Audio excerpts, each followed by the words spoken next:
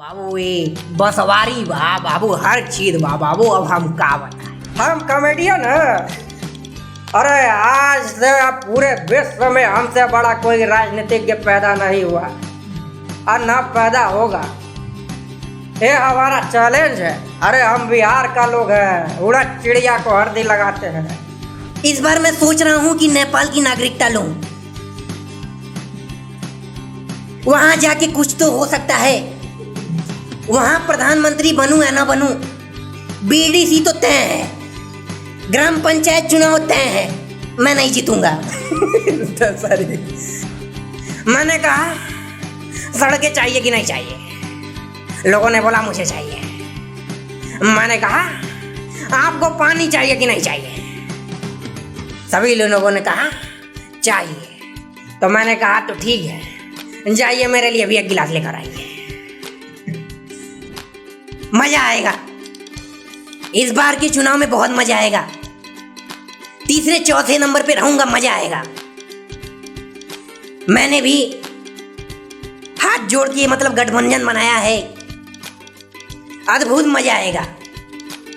सबको एक साथ लेकर डूबने में मजा आएगा। सब यही कह रहे हैं कि मोदी जी 15 लाख कम मिलेंगे। मोदी जी ये कब होगा, वो कब होगा। नमस्कार, उत्कर्ष पत्रिका देख रहे हैं आप। मैं हूं आपके साथ आदित्य त्रिपाठी। व्यक्ति विशेष में आज हमारे साथ जो शख्सियत है यहाँ पर, जिनसे हम आपको रूबरू कराने वाले हैं, अगर हम कहें कि वह गोरखपुर के कॉमेडी का बेताज बादशाह है तो इसमें कोई अतिशयोक्ति नहीं होगी। जी हाँ, हमारे साथ हैं गोरखपुर के विवेक शुक्ला जी। विवेक शुक्ला जी, आपका बहुत बहुत स्वागत है हमारे चैनल में। भैया प्रणाम, बहुत बहुत धन्यवाद। आपने ये जो शब्द बोला कि बेताज बादशाह, तो मैं अभी तक तो उसके लायक नहीं हूँ, लेकिन आपके नज़रों में अगर हूँ तो बहुत बड़ा अगर आशीर्वाद है, आप लोग का प्यार है, तब आपने ऐसा मतलब पद दिया है। धन्यवाद भैया। बेताज बादशाह मैंने इसीलिए बोला क्योंकि आप कई नेशनल लेवल पे आप कॉमेडी में कई पदक जीत चुके हैं और आप निश्चित रूप से बहुत अच्छा कॉमेडी करते भी। अभी हमारे दर्शक देखेंगे भी कि विवेक शुक्ला जी के अंदर क्या कौन कौन से टैलेंट हैं और वो कैसे करते हैं अपनी कॉमेडी को। लोगों को हंसाना, गुदगुदाना बातों में, ये अपने आप में एक बहुत बड़ी बात होती है। तो विवेक शुक्ला जी, शुरुआत करते हैं सबसे पहले, कैसन बा? बहुत शानदार बा, मस्त बा, आशीर्वाद बा लगल बाणी, और आशीर्वाद से बदौलत ही मतलब कि यहाँ तक कुछ है कि आज आप मेरा इंटरव्यू ले रहे हैं, तो अच्छी बात है, अच्छा बात है। निश्चित रूप से गोरखपुर वालों की तो खास कर आपके साथ दुआएं और आशीर्वाद आपके साथ हैं ही। बातचीत की शुरुआत करें, सबसे पहले थोड़ा सा हम आपके फैमिली बैकग्राउंड के बारे में जानना चाहेंगे, उसके बारे में थोड़ा।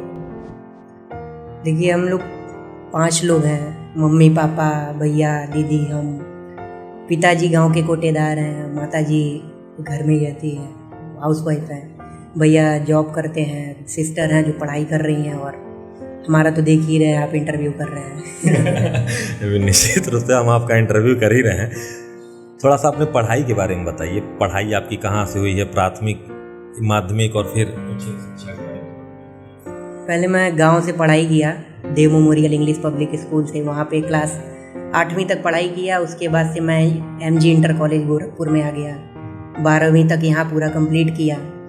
फिर उसके बाद से यूनिवर्सिटी गोरखपुर विश्वविद्यालय से ग्रेजुएशन कंप्लीट किया, और घर वाले प्रेशर किए कि MA भी कर लो, लेकिन हम बताए कि भाई साहब देखिए, पढ़ाई में तो मतलब कि ठीक है, पैसा तो आप ही को देना है, पढ़ाई तो हमको करना है। तो हम जो पढ़ाई करना चाहते हैं, हम अपने फील्ड में करना चाहते हैं, हम क्यों दूसरे फील्ड में जाए। तो हम क्या है कि थिएटर भी किए।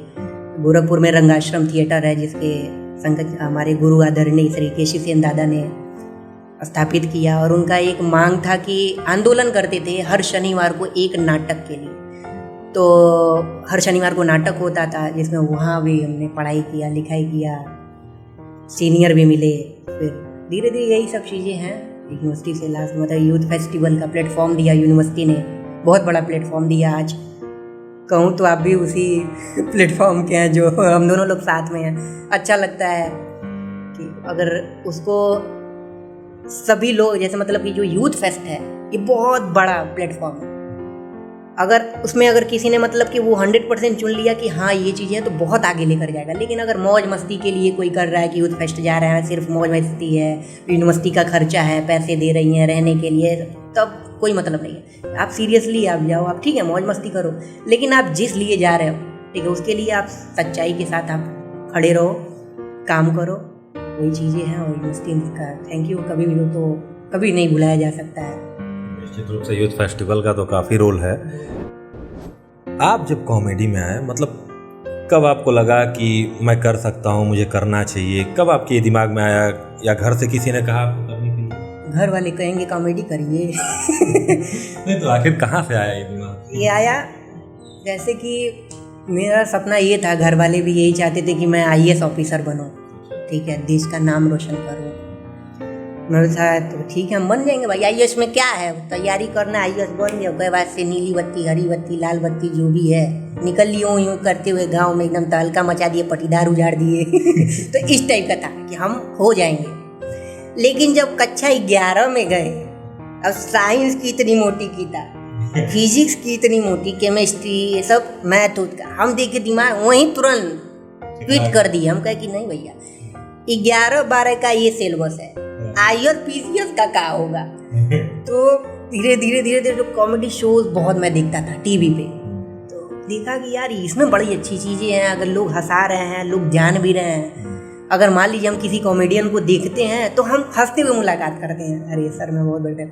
नहीं एक सीरियस कोई होता है तो सीरियस, भैया सर प्रणाम, बहुत बड़े फैन है। लेकिन जब कॉमेडियन आता है तो सबके चेहरे पे, सामने वाले ऑटोमेटिक सामने वाले के चेहरे पे मुस्कान हो जाता है, अरे सर बहुत बढ़िया। मुझे लगा कि हमको भी कॉमेडी करनी चाहिए, या फिर कॉमेडी हो या फिर सीरियस हो, टीवी पे आना है। सपने भी देखता था मैं टीवी पे आ रहा, ठीक है, मैं टीवी शो में हूँ, आ रहे हैं कॉमेडी कर रहे हैं, लोगों को हंसा रहे हैं, फिल्मों में आ रहे हैं, स्टैंड अप कॉमेडी करता था। जैसे राजू श्रीवास्तव सर का मैं बहुत बड़ा फ़ैन हूँ, उनके सेट्स में देखता था कि ये कैसे एक स्टोरी को कैसे नरेट करते हैं। कपिल सर को मैं बहुत फॉलो करता था कि कैसे उन्होंने पुरानी चीज़ों को कैसे, मतलब पुराना तौर तरीका तो ठीक है लेकिन अपने आप को कैसे आप अपडेट कर रहे हैं, वो सबसे अच्छी चीज़ें मैं उनसे ये सीखा। तो ये सब चीज़ें देख रहा था, समझ रहा था, पढ़ रहा था, लोगों को ज़्यादा रिसर्च कर रहा था कि आखिर कॉमेडी कैसे क्या करता है। टाइमिंग मेन होता है, टाइमिंग क्या है, कहाँ मतलब वेरिएशन चेंज करना। जैसे मान लीजिए हम आपसे पूछ रहे हैं नॉर्मली, भैया आप कैसे हैं, ठीक है, और सब बढ़िया ना, यही चीज़ें अगर वेरिएशन चेंज करके अगर मैं बोलता हूँ कॉमेडी में, एक पूर्वांचली लैंग्वेज, और भैया कैसे हैं, बढ़िया ना, अरे बहुत गच रही है एकदम, तो ये फ़नी हो गया। तो मैं इस चीज़ को पकड़ा कि अपने लैंग्वेज को लेकर चलते हैं। यहाँ के लोगों को, लोग जो लैंग्वेज है बहुत प्यार करते हैं बाहर में, चाहे वो दिल्ली हो, मुंबई हो, कहीं पर भी। उस चीज़ को मैं लेकर चला, धीरे धीरे देखते समझते, तो फिर इस फील्ड में आ गया। चल रहे स्ट्रगल कर रहे हैं, यही सब चीज़ें।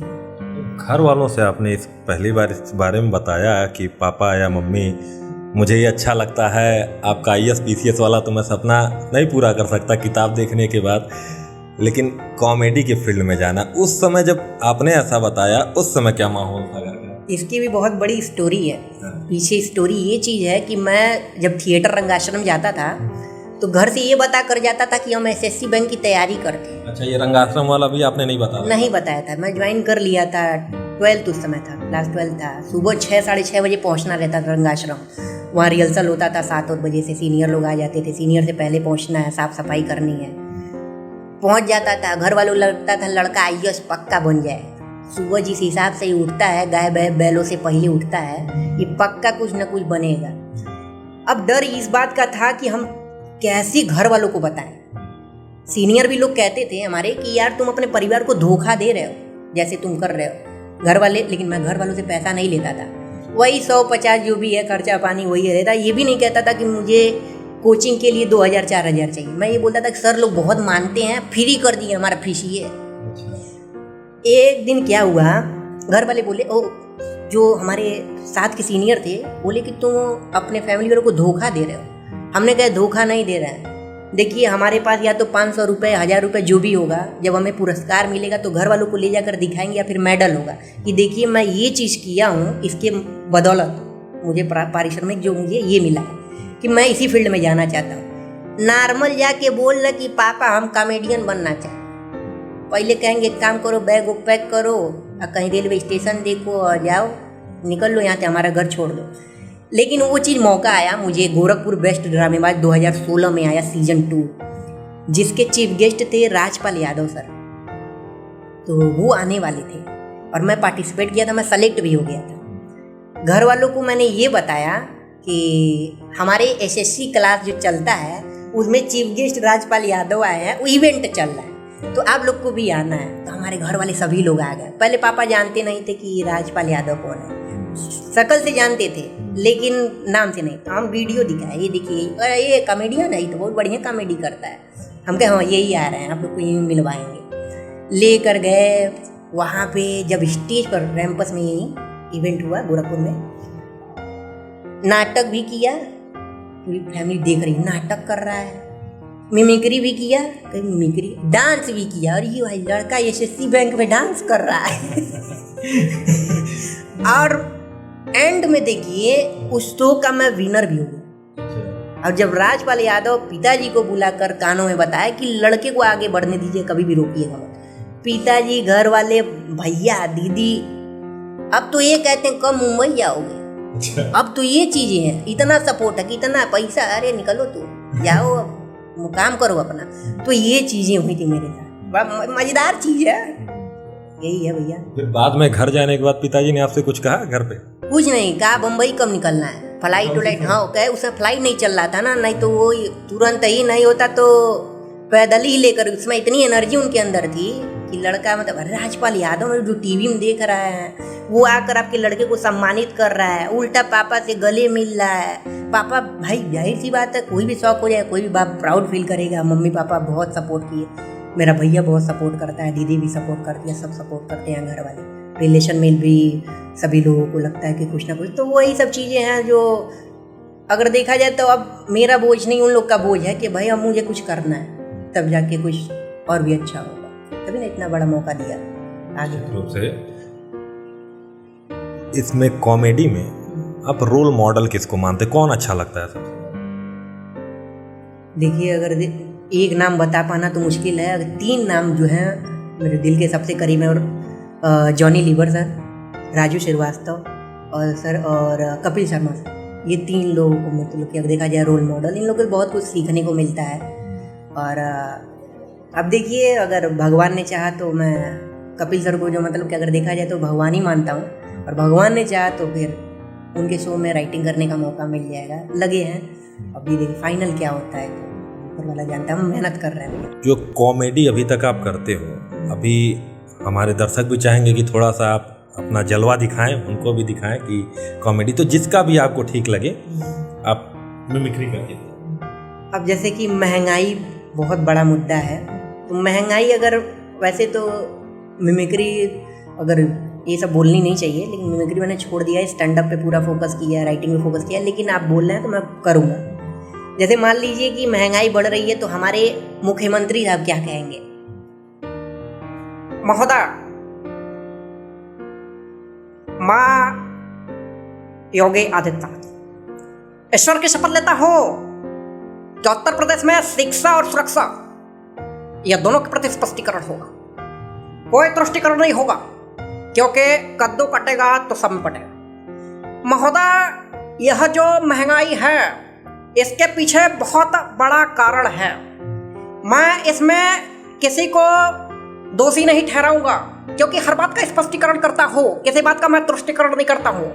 तो हमारे स्पष्टीकरण के लिए हमने एक आदमी को चुना है, हमने खुद का अपना सांसद रखा है और हमारे सांसद ही इसका जवाब देंगे।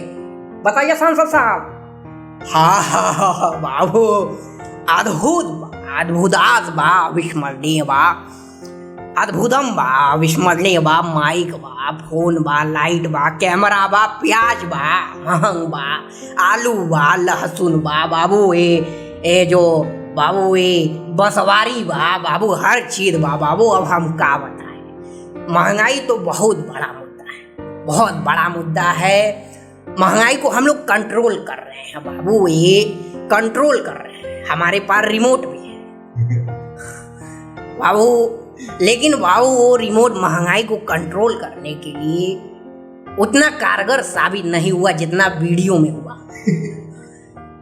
बाबू, हमारा काम है बाबू, हम गोरखपुर के सांसद चुने गए हैं तो हम गोरखपुर के मुद्दा पे हम ज़्यादा बात करते हैं। और हमारे पूज्य महाराज जी ने जो मौका हमको दिया है, अद्भुत दिया है बाबू, इसके लिए एक ही बात कहना चाहेंगे। महंगाई तो साइड में बाबू, एक ही बात कहना चाहेंगे कि जिंदगी झंडवा फिर भी घमंडवा, अद्भुत बात उदास बा महादेवा। दूसरा पक्ष आगे कहता है, और सब ये समावाई के वो मुखिया हाउ अखिलेश यादव का बाप हाउ पिसा दी हो, हाउ महंगाई बहुत बड़ा मुद्दा है। आज जो महंगाई हम गए से भिंडी लेने, वो भिंडी 7 रुपया किलो, और वो तो कुछ भी नहीं बाबू। वो क्या बोलते हैं जो हाई है बोरा, वो 120 रुपया किलो होकर सोचो। हम कबो नहीं पूछते थे, हमारे बागवानी में ऐसा लगा रहता है, ऐसा गोरू कुकुर बिलार सब नोच नोच खाता था, लेकिन आज हम लोग को खाना पड़ रहा है। बहुत महंगा, तेल भी महंगा हो गया। हवा इसीलिए कहते लोग पेट्रोल का दाम क्यों बढ़ रहा है? सरकार चाहती है कि साइकिल लोग साइकिल से चले, इसलिए हवा सवा जो पासी है साइकिल है तेल का कोनो धंधा नहीं। 500 रुपया तेल हो जाएगा, कोनो तेल साइकिल है, हवा भर रहा है, फुरफुर निकल। हवा समझी मस्त आदमी। हम जब भी हम प्रेशर में होते हैं, हमारा लड़का कोनो गलत काम करता है, हमारा लड़का से हम थोड़ा फ्रस्ट्रेट होते हैं, हम तुरंत अपने समझी का वीडियो लगा लेता है, हमेशा यूट्यूब पे लगाता है, हम उन्हें समझी का वीडियो देखता है, बहुत अच्छा बोलता है। हमारा समझी क्या बोल रहा है हमारे विषय में? अब बात हो रहा है महंगाई में, ये बीच में घुसेड़ दे रहा है कॉमेडी। हम कॉमेडियन है? अरे आज से पूरे विश्व में हमसे बड़ा कोई राजनीतिज्ञ पैदा नहीं हुआ और ना पैदा होगा। ये हमारा चैलेंज है। अरे हम बिहार का लोग हैं, उड़द चिड़िया को हल्दी लगाते हैं, हमसे बड़ा कॉमेडियन कोई होगा? अब देखो मुद्दा कितना बढ़िया हम भटका दिया कॉमेडी करके। बात था महंगाई पे, लेकिन बात आ गया कॉमेडी पे। कॉमेडी के बेसात बादशाह हम हैं, समझ में आया आप? देखिए भैया, कॉमेडी की बात मत करिए, इस समय ट्रेंड कर रहा हूं, मजा आ जाता है भैया, इतना मजा आ जाता है, बाद में मैं खुद अपना वीडियो देखकर लोटपोट हो जाता हूं। मुझे इस बात का खेद है भैया, मैं प्रधानमंत्री नहीं बन पा रहा हूं। इस बार मैं सोच रहा हूं कि नेपाल की नागरिकता लूं, वहां जाके कुछ तो हो सकता है, वहां प्रधानमंत्री बनूं या ना बनूं, बीडीसी तो तय है, ग्राम पंचायत चुनाव तय है, मैं नहीं जीतूंगा। तो ये एक मौज मस्ती है, बाकी सब लोग रिस्पेक्टेबल अपने अपने जगह है। ये तो निश्चित रूप से ये केवल लोगों को हंसाने और गुदगुदाने के लिए कहानी आपने गढ़ा था। जैसे आप इस तरह के शो वगैरह करते होंगे, कई सारे इवेंट करते होंगे पहले से, कोई ऐसा इवेंट जो बहुत आपका यादगार रहा हो, बहुत आपको अच्छा अभी तक भूला ना हो? ऐसा इवेंट मैंने किया था, कई इवेंट हैं जिसमें क्या है कि कोल्हापुर यूनिवर्सिटी में नेशनल यूथ फेस्ट था। नेशनल के लिए मैं अपने यूनिवर्सिटी को रिप्रेजेंट करने गया था। वहाँ पे पूरे भारतवर्ष से लोग आए हुए थे। पूरा पहले मेरा तकरीबन 12वां नंबर था आते आते, तो मैं भी ऑडिटोरियम में बैठ के देख रहा था लोगों को। लोग बोर हो गए थे, एक दूसरे को लोग देखते देखते सब लोग वही जा, कोई आके हेलीकॉप्टर की आवाज़ निकाल रहा है, कोई जनरेटर की आवाज़ निकाल रहा है, कोई पंखा की आवाज़ निकाल रहा है, तो ऐसे मशीनरी कोई निकाल रहा है, कोई चिड़ियों का, ऐसे पर के 5-5 मिनट करते थे लोग, तो लोग बोर हो गए थे। लेकिन मेरा जो कंटेंट था ना, मेरा टोटल कॉमेडी था। मुझे ये नहीं था, मैं फोकस कभी भी नहीं किया था कि मुझे रैंक चाहिए, मुझे ये था मुझे एंटरटेन करना है, मुझे जज हो या फिर वहाँ के जितने भी, और सारे लोग मराठी थे वहाँ पे कोल्हापुर यूनिवर्सिटी में, सब ऑडिटोरियम फुल थी। मेरी जब बारी आई, मुझे खुद ही विश्वास, मैं खुद डर गया था यार, ऑडियंस कोई रिस्पॉन्स ही नहीं दे रही है। कोई मज़ा ही नहीं आ रहा, इतने लोग आ रहे हैं करके। लेकिन जब मेरी बात है, थोड़ा मेरे कंटेंट पे पूरा विश्वास था, मैं कंटेंट ऐसा ही बनाता था कि लोग कॉमेडी पे हंसे। गया और आप विश्वास नहीं करेंगे कि 2-2.5 मिनट के अंदर, 5 मिनट का समय मिलता है, 4 मिनट के बाद से वो अलार्म बज जाता है। 2-2.5 मिनट के अंदर ऑडिटोरियम मेरी तरफ थी, पूरे मतलब दर्शक जो है मेरे तरफ थे। तो सब ये चीज़ें अंदर से प्राउड हो गया। और मुझे ये भी नहीं था, मेरा कंटेंट ख़त्म भी हो गया था। मैं सोचा कि अब क्या है कि अब ख़त्म कर दें, लेकिन मैं टाइमिंग से भी एक्स्ट्रा मैंने किया, अच्छा लगा। जब बैक स्टेज गया, मैं मतलब ख़त्म किया, सब मतलब कि खड़े हो गए थे, सब खड़े होकर तालियां बजा रहे थे। मैं वहीं जीत गया। मैं कहा मुझे रैंक नहीं है, मैं जीत गया यहाँ से दिल से। जब मैं बाहर गया, 12वां था, फिर 15 लोगों का था, तो 3 बार जज जो है मिल गया पीछे, क्या बेटा ज़बरदस्त काम किया, यही होता है कि तू बहुत मतलब कि आगे जाएगा, क्योंकि तूने ऑडियंस की नस पकड़ ली थी। लोगों को क्या चाहिए, ठीक है, यहाँ मिमिक्री का मतलब ही अलग होता है, अगर देखा जाए कि आवाज़ें अलग वेरिएंट के निकालने होते हैं, लेकिन तुमने आवाज़ तो निकाली, लेकिन उसमें कॉमेडी कैसे, जैसे पॉलिटिशियन को ला के एक बात होता है, कोई लोग चाहेंगे वहाँ पे आपने जो किया था कोल्हापुर में, क्योंकि मैं भी वहाँ ऑडियंस था, बहुत अच्छा, आपने बहुत शानदार किया था, तो मैं चाहता हूँ थोड़ा सा दर्शकों के लिए भी। उस समय ये 2019 वाला चुनाव वाला था, 2019 नहीं 2017 का। हाँ, तो उसमें ये था कि हमारे देश के नेता लोग जो हैं उत्तर प्रदेश के चुनाव पे गए हैं, लोग बोल रहे हैं, क्या उन लोग का क्या ओपिनियन क्या है। तो पहले क्या होता है कि कुछ लोग हेलीकॉप्टर से पहुंच रहे हैं, हेलीकॉप्टर से पहुंच,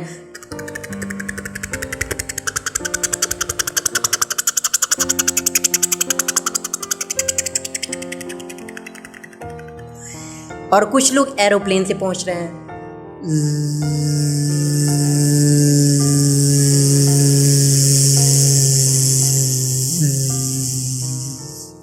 और कुछ लोग जो हमारे दर्शक लोग हैं, वो भी लोग उनको सुनने के लिए पहुंचे हैं रेसिंग कार से।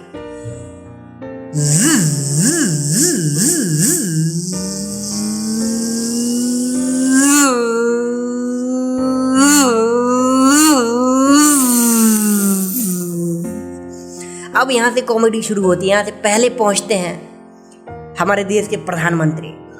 भाई और बहनों, क्या अद्भुत राजनीति चल रही है उत्तर प्रदेश में, जो मजा आ रहा है, हाँ बहुत मजा आ रहा है।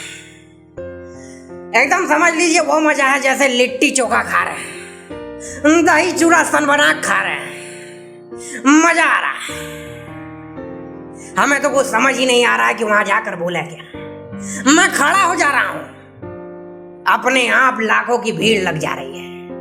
सब यही कह रहे हैं कि मोदी जी 15 लाख कम मिलेंगे, मोदी जी ये कब होगा वो कब होगा। मैंने फिर से वहां वादा किया, भाई और बहनों आपको बताइए, आपको विकास चाहिए कि नहीं चाहिए। लोगों ने बोला हाँ चाहिए।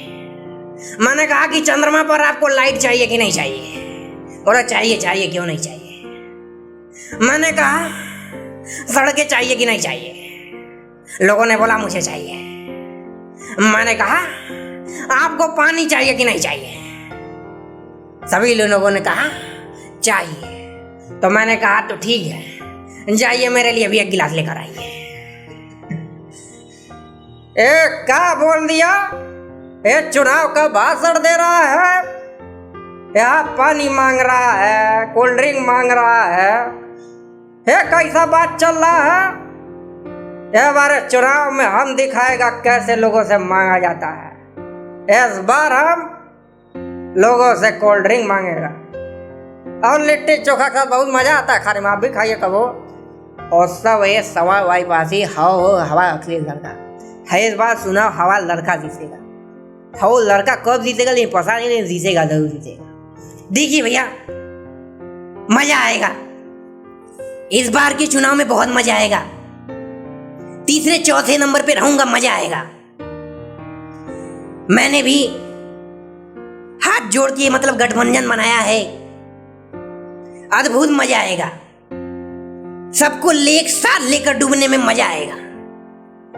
तो ये इतना था और मुझे और भी कुछ है, मतलब 3-4 साल 5 साल 4 साल हो गया, इतना कुछ नहीं याद है लेकिन इतना था। आप कई सारे टीवी शोज में भी नजर आए थे, तो थोड़ा सा उनके बारे में बताइए। और कई सारे शो में जैसा कि आप बता रहे थे बात भी उस बारे में थोड़ा बताइए। देखिए, सबसे पहले तो मैंने the great Indian laughter challenge season 6 था, वो अभय कुमार शर्मा के लिए मैं उसमें ड्राफ्ट सेट करता था।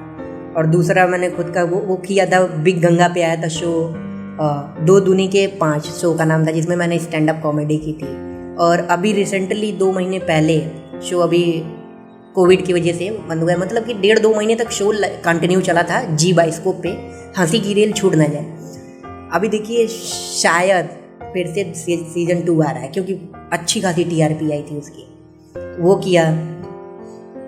और शो भी मतलब कि लिखने के लिए मिले हैं, अभी तो रिवील नहीं कर सकता क्योंकि बातचीत चल रही है। तो मतलब 3 शोज हैं, तो उस पर अभी देखिए फ्यूचर में क्या होता है, 1-2 महीने में सब कुछ क्लियर हो जाएगा। तो ये है, कर रहे हैं, लगे हुए हैं, कर रहे हैं। मुंबई में ही अभी आ गए हैं, कोविड की वजह से आ गया घर, नहीं तो मैं मुंबई ही रहता हूँ। तो अभी तो आप जैसे टीवी शोज वगैरह भी करना शुरू कर दिया आपने। कई बार जब से आप कॉमेडी की आपने शुरुआत की होगी, स्ट्रगल टाइम है, उस समय भी था। कई बार ऐसा कभी दिमाग में कभी कुछ आया कि यार छोड़ो, कहाँ मैं जा रहा हूँ, नहीं होगा हमसे ये सब चीज़ें, बहुत फ्रस्ट्रेट टाइप का जब आदमी एक बार हो जाता है, ऐसा कभी हुआ कि जब मन किया कि ये सब छोड़ो यार, चलो कहीं पढ़ लिख के कहीं नौकरी करते हैं, इस तरह कुछ हुआ?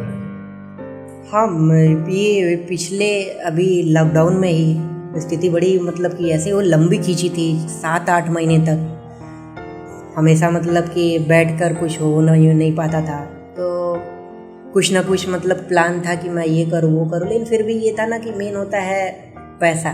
जब आप एक बार कमाना शुरू कर देते हैं, अचानक आप ब्लॉक हो जाता है, वो चीज़ें रुक जाती है, तो थोड़ा सा दिमाग में रहता है यार अब क्या किया जाए, अब तो पता नहीं ये कब ख़त्म होगा, कैसे क्या चलेगा। बिजनेस, क्योंकि हमारे मतलब बैकग्राउंड ही बिजनेस का है, तो मैं सोचा कि कहीं पापा के साथ बिजनेस कुछ डाल लूँ, कुछ ये कर लो वो कर लो। लेकिन फिर भी धैर्य बना रहा। यार मेरी उम्र कितनी है, अभी 22-23 साल का हूँ, अभी तो बहुत अभी लाइफ बची हुई है। तो अभी जैसे चल रहा है वैसे चलने देते हैं, जितना हो सके अपने अंदर अपडेट कैसे हम कर सकते हैं। जैसे मान लीजिए अपडेट करने के लिए हम किताबों को पढ़ना पड़ता है, आप किताबों को पढ़ता हूँ मैं। अब मान लीजिए कॉमेडी फील्ड से हूँ तो मैं कॉमेडी चीज़ों को देखता हूँ, कॉमेडी शोज देखते हैं, कॉमेडी फिल्मों को देखता हूँ, किताबें भी पढ़ता हूँ, नहीं तो नहीं 1.5-2 घंटे तो किताबें पढ़ ही लेता हूँ, जैसे आधे घंटे 1-1 घंटे करके। अच्छा लगता है, चीज़ें निकल के आती हैं, समझ में आती है कि क्या अच्छा ये भी एक चीज़ है। अभी आपकी एज तो काफ़ी कम है, लेकिन अपने क्षेत्र में, अपने फील्ड में, कॉमेडी फील्ड में काफ़ी बड़ा नाम है आप गोरखपुर का। जो बच्चे इस फील्ड में आना चाहते हैं, कॉमेडी करना चाहते हैं, अपना इसमें करियर बनाना चाहते हैं, नाम कमाना चाहते हैं, उनके लिए आप क्या टिप्स देना चाहेंगे? अगर कॉमेडी में आना चाहते हैं तो सबसे पहले तो वो वीडियोस देखें, जैसे मतलब कि जिस टाइप की वो कॉमेडी चाहते हैं। अभी तो कुछ लोग तो स्टैंड अप करते हैं, यूट्यूब स्टैंड अप करते हैं, तो भाई आप यूट्यूब के स्टैंड अप देखो, जो बड़े बड़े जो कॉमेडियन हैं या कि जितने भी लोग हैं उनके आप वीडियो देखोगे तो आइडियाज़ निकल के आते हैं कि सेट कैसे तैयार करते हैं। एक होता है कॉमेडी का स्क्रिप्ट होता है, तो आप वो पैमाना नाप लीजिए कि क्या चीज़ें होती है आपके नज़रिए, आप करो, निश्चिंत होकर आप करो। ये कि दुनिया क्या बोल रही है, क्या कह रही है, कोई टेंशन नहीं। सेट बनाओ, अपने लिखे हुए चीज़ों को अगर आप परफॉर्म करते हो तो आप ईमानदारी के साथ करोगे, लेकिन दूसरे का कॉपी करोगे तो नहीं कुछ हो पाएगा। अगर टीवी में आना है, टीवी कॉमेडी के लिए, तो आपको टीवी कॉमेडी देखनी पड़ेगी, तो आपको पता चल जाएगा कि क्या चीज़ें हैं, कैसी हैं। पढ़ाई आप करो, जैसे मतलब कि जितने भी बड़े बड़े जो राइटर्स हैं उनको आप पढ़ो। एक लोगों का नाम बता पाना मुश्किल है, बहुत साहित्य ऐसी है मतलब कि समझ लीजिए समुद्र है, आप गोता लगाइए, पढ़ते रहिए, देखते रहिए, अपने आप ईमानदार रहिए, आएंगे कोई टेंशन। अब इतना अब लगन लेक्चर डाले, देखो भाई साहब कॉमेडी करनी है, एकदम मज़ा आ जाएगा। आप एक काम करिए, है लीजिए 100 ग्राम लोहा बांध लीजिए, 200 ग्राम अदरक लीजिए, चाय पत्ती ले, चीनी लीजिए, एक काम करिए खौलाइए 100 डिग्री के तापमान, इतना खौलाइए, तुरंत हम हमारे नंबर पे फ़ोन करिए, हम आके पियेंगे, आप कॉमेडियन बने ना, हमारा चाय हो जाएगा। अब लगे हम इतना ज्ञान देने, तो इसका कॉमेडी होता है, कभी वो बाय बर्थ होती है और नेचुरल होता है, यही है, यही कहना चाहेंगे। और बाकी किसी होता है ना कि फेम पा गया कि अरे यार हम इसकी तरह बनना चाहते हैं, अब लगेंगे तो आप उसी की तरह चीज़ें आप करने लगोगे। जैसे किसी को कॉपी मत करो। कॉपी नहीं, आप अपना करो, ठीक है, ईमानदारी के साथ अपना करो, लोग पसंद करेंगे।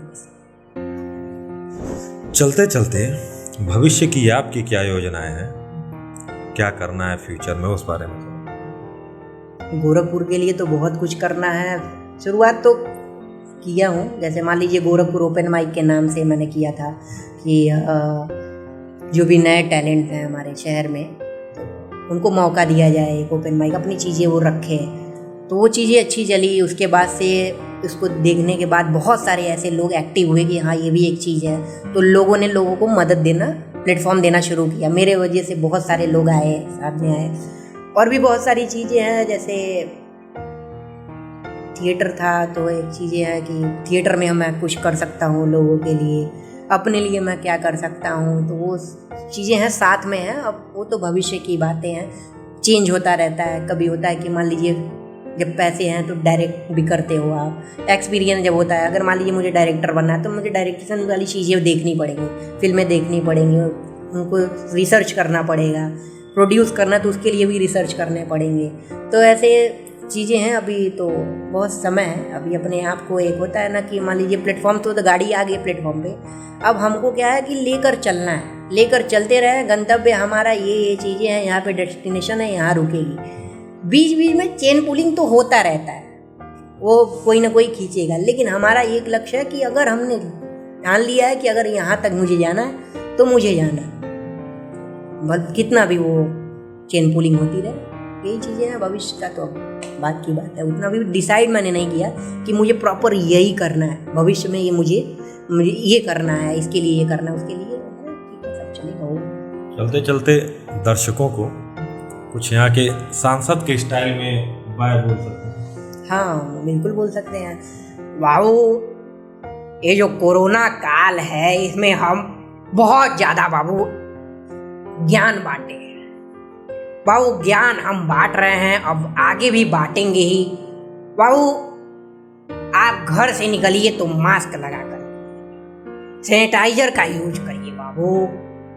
और महंगाई की बात है तो वो तो अलग विषय है, रिमोट है, काम नहीं कर रहा है, उसमें हम सेल जल्द ही डलवा के हम लोग पूरा काम करेंगे बाबू। बहुत बहुत धन्यवाद बाबू। जिंदगी झंडवा फिर भी घमंड। थैंक यू भैया। तो विवेक जी, आप हमारे चैनल में आए, अपना कीमती समय दिया, इसके लिए बहुत बहुत धन्यवाद हमारी चैनल की तरफ से। भैया ये उत्कर्ष पत्रिका अच्छा काम कर रही है, धीरे धीरे धीरे धीरे एक लंबा मतलब कि रेस बनाएगा, आगे है। बहुत अच्छा लग रहा है कि आगे जा रहा है, शहर के लिए आप लोग काम कर रहे हैं। गोरखपुर के लिए कोई भी कुछ अच्छा करता है वो बहुत बहुत अच्छा लगता है, प्राउड फील होता है। तो मुझे बहुत मतलब कि इसके लिए शुभकामनाएं हैं, लगे रहिए निरंतर, कुछ नहीं, सब सही होगा। आपको भी भविष्य के लिए हमारे चैनल और हमारी पूरी टीम की तरफ से ढेर सारी शुभकामनाएं। तो ये थे हमारे साथ विवेक शुक्ला जी, जिनकी कॉमेडी आपने देखी कि किस लहजे में और कितनी मासूमियत के साथ आपको बैठे बैठे जहाँ पर भी आप बैठ के देख रहे होंगे खुद से आप हंसने लगे होंगे।